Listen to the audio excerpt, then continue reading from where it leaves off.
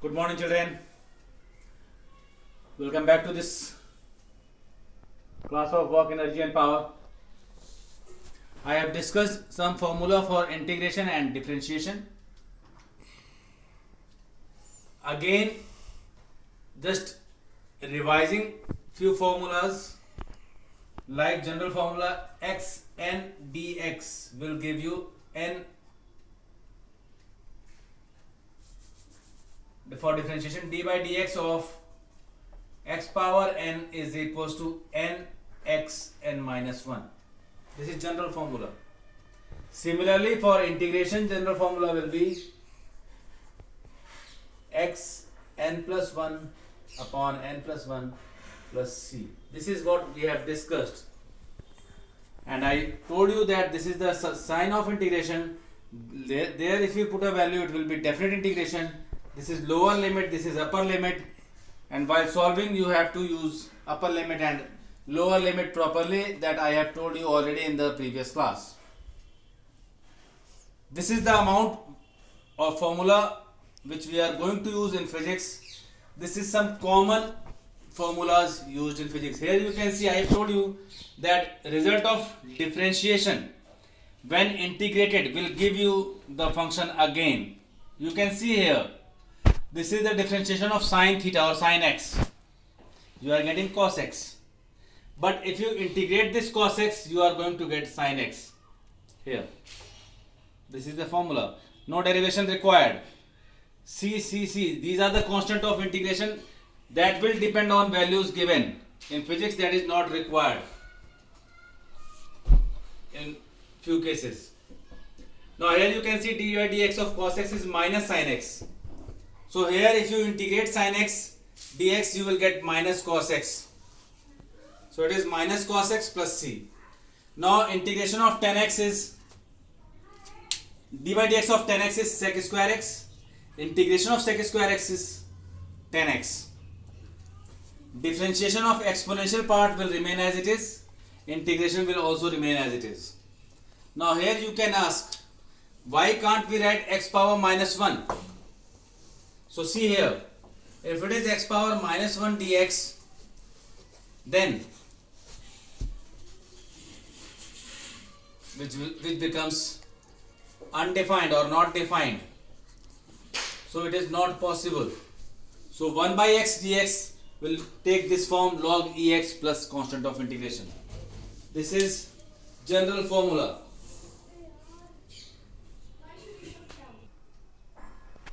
X minus 1 dx is equals to x minus 1 plus 1, undefined. So this x minus 1 dx integration in this manner is not possible. So we have 1 by x dx is equals to log ex plus c. These are certain formulas which you need to learn. You have to use in physics. Now I am applying some definite integration on this also. So you can see here cos x dx, because here cos will have an angle, so I am putting that in that form, starting from 0 to pi by 2. Pi by 2 here means angle in terms of pi by 2 is 90 degree. So this becomes integration of cos x is sin x. So 2 pi by 2. This is, now integrate this. You have integrated it. Put the upper limit in place of x. It is pi by 2.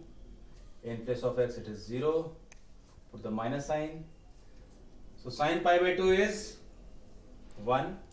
Sin 0 is 0. You are getting 1. This is definite integration.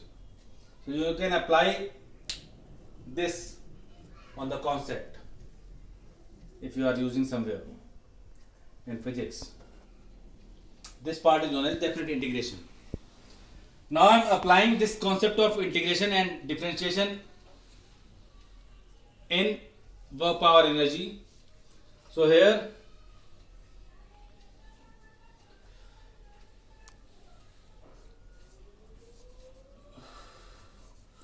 derivation of kinetic energy. Expression for kinetic energy. Suppose an object starts from rest. Its initial velocity is 0. It covers some displacement s and gains a velocity v after some time t. So, because it is starting from rest, it is moving to velocity v, so it has gained some kinetic energy. So, work done during motion is known as kinetic energy. So, here you can see v square minus u square is equals to 2as, because it is increasing with the velocity. So, you are getting an acceleration, or you can say displacement is v square minus 0 square by 2a. So s is equals to v square by 2a. Now you all know that during motion work done is force into displacement. Force is mass into acceleration into displacement. So put the value of displacement. So you are getting half mv square. So this work done during motion is known as kinetic energy, and that is half mv square. This is simple method. You might have used this formula in class 10th and derive it. Now I will do this derivation by calculus method. Calculus means integration or differentiation. So expression of kinetic energy by calculus method. So in calculus method, for small displacement,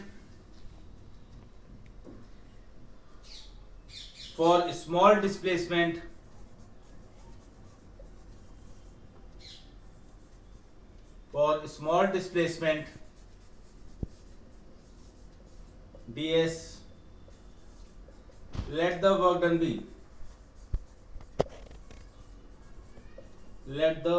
be f ds cos 0 because object is, force is applied in this direction and displacement is also in this direction.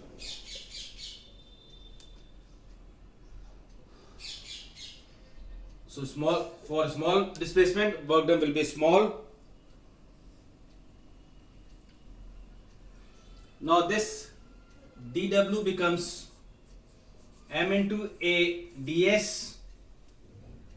A you can write it as rate of change of velocity. So this is dw.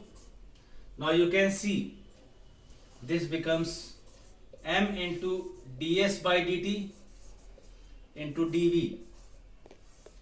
I have interchanged this over here. Acceleration is rate of change of velocity, that is dv by dt. Now this ds by dt is rate of change of displacement. So this becomes dw is equals to mv dv. Now because I am using small displacement, now we have to make it large. So we have to integrate. So on integration, this dw becomes operator for work and this dv becomes operator for velocity. So see, on integrating, because we need to get complete value or large value. So on integrating, this dw is equals to m is constant because mass is constant, v into dv. So what I have done in integrating, I have put the value, that is put the symbol of integration, and this dw will now act as operator for work. This dv will act as operator for velocity. Now see, when it is moving with some, it is not moving, that is velocity is 0, then work done is also 0. Again I am emphasizing, if the operator is of velocity, we will use their velocity component. If the operator is work, we will use that component. So here velocity is 0, then work done is 0. If velocity is v, then work done will be w.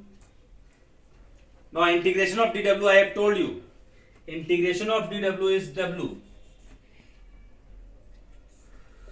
with lower limit 0, upper limit w, and integration of v dv, that is v has power 1, v square by 2, 0 to v. Now see, put the upper value, upper limit v square by 2, then 0 square by 2, put the minus sign. So this w minus 0 is w is equals to half mv square, which is kinetic energy. This is by integration method. Kinetic energy is half mv square. This method will be followed in work energy theorem also. So this is how you will derive kinetic energy by calculus method. Now next we will discuss about work energy theorem.